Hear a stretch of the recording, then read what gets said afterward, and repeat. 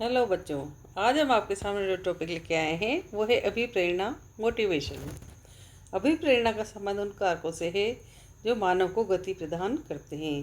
कोई व्यक्ति बहुत समय से जैसे कोई काम नहीं कर रहा हो, उसमें रुचि भी हो, गुण भी हो, फिर वो किसी कारणवश निराश होकर बैठा हो और कोई अचानक से कोई बच्चा, कोई दोस्त, कोई संबंधी, है ना, या कहीं किसी बुक से पढ़ी हुई महान व्यक्तियों की कथाएं पढ़कर उसके मन में इच्छा जागृत हो कि मुझे काम करना चाहिए, ये काम करना चाहिए, मैं इस तरह से प्रयास कर सकता हूँ, इस तरह की कोई बातें उसके मन में आने लगे कार्य करने के प्रति। ठीक है ना। तो क्या कहलाएगा ये? अभिप्रेरणा। चाहे उसने बुक्स पढ़ कर ली हो, दोस्त से प्रेरणा ली हो, पेरेंट्स से प्रेरणा ली हो, या पड़ोसी से प्रेरणा ली हो। ठीक है। तो अभिप्रेरणा का संबंध उन कारकों से है जो मानव को गति प्रदान करते हैं। जब वो कार्य करने की सोचेगा तो कार्य करेगा तो उसका बॉडी में शारीरिक और मानसिक रूप से वो स्वस्थ होगा और कार्य की ओर अग्रसर होगा। तो मानव को गति प्रदान करने का काम कौन कर रहा है? अभिप्रेरणा, क्योंकि वो किसी चीज़ से प्रेरित होकर काम कर रहा है। मानवीय व्यवहार को नियंत्रित, दिशा निर्देशित और रूपांतरित करने में जिन कारकों की अहम भूमिका होती है उनमें अभिप्रेरणा प्रमुख है। कौन कौन सी? मानव के व्यवहार को नियंत्रित करना, निर्देशित करना, रूपांतरित करना, है ना। समय काल परिस्थिति के अनुसार अपना व्यवहार वो उसका नियंत्रण, उसका निर्देशन, उसका रूपांतरण हो जाता है। ठीक है। इस दृष्टि से देखा जाए तो अभिप्रेरणा एक ध्यान आकर्षण या प्रलोभन की कला है जिसके कारण व्यक्ति में किसी कार्य को करने की इच्छा व जिज्ञासा उत्पन्न होती है। उसके मन में कोई न कोई, किसी के मन में धन कमाने की इच्छा है तो एक जगह बैठ के सोचने से धन कमाना नहीं होगा। तो क्या, कैसे धन कमाएगा? वो किसी से सीखेगा, किसी की बात को समझेगा, या बहुत लोगों ने किस तरह कैसे धन कमाया है उन चीज़ों को समझेगा, उनका निर्देशन लेगा कि सही दशा कौन सी है और मैं कौन सा प्रयास करूं जिसमें ज़्यादा धन कमा सकता हूं, है ना। तो ये क्या है? उसके मन में एक आकर्षण है, एक प्रलोभन है ना। कोई कार्य को करने के लिए कोई इच्छा जागृत होती है, कोई जिज्ञासा है उसके अंदर। ठीक है। तो वो जिज्ञासा जब जागी और उसने कार्य शुरू किया तो वो अभिप्रेरणा है। अभिप्रेरणा के लिए मोटिवेशन शब्द का प्रयोग किया जाता है जो लैटिन शब्द मूवेर से बना है। यह शब्द मोटम धातु द्वारा निर्मित है। कौन सी धातु? मोटम धातु, जिसका तात्पर्य होता है टू मूव, यानी कि गति करना। अर्थात मानव को गति प्रदान करने वाला कारक अभिप्रेरणा है। प्रेरणा एक बल है जो प्राणी को निश्चित व्यवहार करने व निश्चित दिशा में चलने के लिए बाध्य कर देती है। प्रेरणा क्या एक बल है जो प्राणी को निश्चित व्यवहार करने और निश्चित दिशा में चलने के लिए बाध्य कर देती है। यह मानसिक तत्परता की वह स्थिति है जो व्यक्ति को किसी क्रिया में नियोजित करती है और संगठित उद्देश्यों की प्राप्ति तक व्यवहार को बनाए रखती है। कब तक व्यक्ति प्रयास करता है? प्रेरित होने का मतलब ये नहीं कि उसने आज तो कोशिश कर ली और कल वापस से सुप्त होकर बैठ गया, चुपचाप बैठ गया कि मैं तो कुछ नहीं करूँगा, ऐसा नहीं। प्रेरणा का मतलब है कि उसने किसी से इतना इतना अप्रिशिएट हुआ, इतना सीखा, इतना समझा, इतना जागृत हुआ उसका मन कि वो भी लक्ष्य प्राप्त की, अपने उद्देश्य की प्राप्ति की एक प्रयास वो करने लगा। और वो प्रयास उसने साल भर तक किया या 6 महीने तक किया, और जब तक वो उस लक्ष्य तक पहुंच नहीं गया तब तक उसका प्रयास जारी रहा। ठीक है ना। प्रयास उसका जारी रहा। ठीक है। तो उसके व्यवहार को बनाए रखने, उद्देश्य प्राप्ति तक ये प्रयास चलता रहता है। ठीक है। गोट के अनुसार अभिप्रेरणा कार्य को प्रारंभ करने, जारी रखने और नियंत्रित रखने की प्रक्रिया है। क्या है अभिप्रेरणा? एक तो कार्य को जारी करवाती है, प्रारंभ करवाती है, फिर कंटिन्यू रखवाती है, और ऐसे नहीं कि किसी भी दिशा में जा रहा हो व्यक्ति, एक नियंत्रित दिशा में जाता है ना। एक टारगेट होता है उसका, उस ओर ही वो प्रयास करता है। तो नियंत्रित रखने की प्रक्रिया है।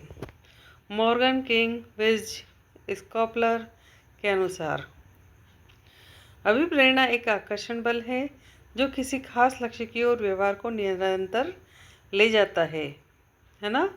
क्या है अभिप्रेरणा? एक आकर्षण बल है जो किसी खास लक्ष्य की ओर व्यवहार को ले जाता है। मैकडूगल के अनुसार देखते हैं, वे शारीरिक और मनोवैज्ञानिक दशाएं जो किसी क्रिया को करने के लिए प्रोत्साहित करती है। शारीरिक और मनोवैज्ञानिक दशा क्या है? जो किसी क्रिया को करने के लिए हम प्रोत्साहित हो रहे हैं। अगला है वुडवर्थ के अनुसार, अभिप्रेरणा प्राणी की वह दशा है जो किसी निश्चित उद्देश्यों की पूर्ति के लिए निश्चित व्यवहार को स्पष्ट करती है। यदि आपको आईपीएस ऑफिसर बनना है तो आप कैसे प्रयास करोगे?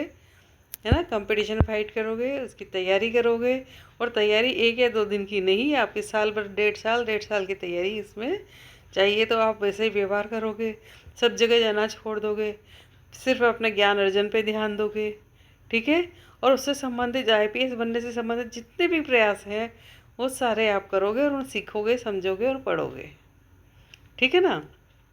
तो अभिप्रेरणा प्राणी की वह दशा है जो निश्चित उद्देश्यों की पूर्ति के लिए निश्चित व्यवहार को स्पष्ट करती है, ठीक है। योग्यता प्लस अभिप्रेरणा इज इक्वल टू निष्पत्ति। अगली डेफिनेशन है स्किनर के अनुसार, अभिप्रेरणा अधिगम का सर्वोत्तम राजमार्ग है। यदि कोई किसी व्यक्ति जैसे मैंने एग्जांपल दिया आपको आईपीएस का, तो वो सोचने से आईपीएस नहीं बन जाएगा। वो देखेगा, समझेगा, प्रेरित होगा, प्रयास करेगा, कुछ सीखेगा, है ना, तभी तो वो आगे तक पहुंचेगा। तो क्या है, अधिगम हो रहा है उसके अंदर, सीख रहा है वो हर एक चीज़ को, है ना, समझने का प्रयास कर रहा है। और जितने लोग पहले उस पद तक पहुंच चुके हैं उन सबसे सीखने का वो प्रयास कर रहा है। तो अभिप्रेरणा अधिगम का सर्वोत्तम राजमार्ग है। अभिप्रेरणा को अधिगम का हृदय व अधिगम का स्वर्ण पद भी कहा जाता है, क्रेचफील्ड के अनुसार। अभिप्रेरणा का प्रश्न क्यों का प्रश्न है ना। अभिप्रेरणा क्या है, क्यों क्यों क्यों मतलब दिमाग में जब किसी बात के लिए अपना हमारे दिमाग में प्रश्न आता है क्यों, है ना, तो वहीं से अभिप्रेरणा शुरू हो जाती है। ये किसने कहा था? क्रेचफील्ड के अनुसार। आगे देखते हैं मैस्लो के अनुसार, अभिप्रेरणा सभी व्यक्तियों का एक ऐसा सार्वभौम गुण है जो स्वयं में स्थिर, कभी न समाप्त होने वाला, अत्यंत जटिल होता है। क्या है मैस्लो के अनुसार? अभिप्रेरणा सभी व्यक्तियों का एक ऐसा सार्वभौम गुण है जो स्वयं में स्थिर है, कभी न समाप्त होने वाला है और अत्यंत जटिल होता है। व्यक्ति चाहता, जैसे गांधी जी ने प्रयास किया, क्या प्रयास किया? सत्य अहिंसा पे चलाया सबको। उनसे इतने लोग प्रेरित हो गए कि उनसे कई लोग जुड़ गए।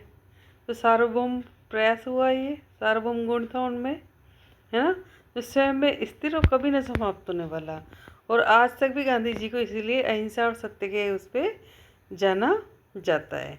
तो एक जटिल कोशिश थी, बहुत जटिल था ये सब कुछ कर पाना, लेकिन उन्होंने किया, न कभी समाप्त हुआ। आज भी जब भी गांधी जी को मानने वाले लोग हैं वो आज भी सत्य और अहिंसा पे बल देते हैं और उन पे चलते हैं, और गांधी जी के विचारों का जो फैलाव करते हैं, सबको पहुंचाते हैं। गांधी जी के विचार कैसे थे, उन्होंने देश के लिए क्या क्या किया, है ना। तो ये कैसे हुआ कि उनकी बात सबको अच्छी लगी, है ना, कि हाँ बिना किसी से लड़ाई झगड़ा किए भी हम देश को आज़ाद करा सकते हैं। तो उन्होंने, लोगों ने उनका साथ दिया, ठीक है ना। ओके, मुझे उम्मीद है आपको ये समझ में आ गया होगा। अगला चैप्टर, अगली बात, अभिप्रेरणा के प्रकार, सिद्धांत, अन्य टॉपिक लेके आपके सामने फिर आएंगे। तब तक के लिए हमारे चैनल को लाइक, शेयर, सब्सक्राइब करें। धन्यवाद।